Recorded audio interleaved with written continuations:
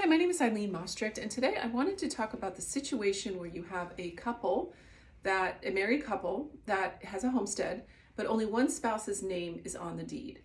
This happens quite a bit, and it happens for many different reasons. Maybe that one spouse owned the house before they got married, and then they just never put both names on it, whatever the situation is. But if the spouse whose name is on the deed dies first, what happens with the surviving spouse's rights to that home?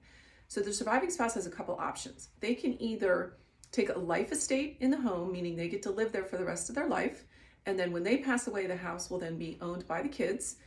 Will actually go to the kids. It's actually sort of owned by them already, and the surviving spouse just has the right to live there.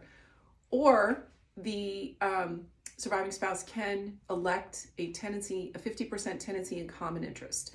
So what does that mean? That means that they have to actually make an election, and then they will own 50%, a divided 50% of the house, so that if the house were sold, for example, the surviving spouse would get 50% of the net proceeds. So if the surviving spouse doesn't think that maybe that they're going to live there long term, maybe it's too big of a house and they want to downsize a little bit, then electing that 50% interest would be a good idea, because then they would get at least 50%. They would get 50% of the net proceeds.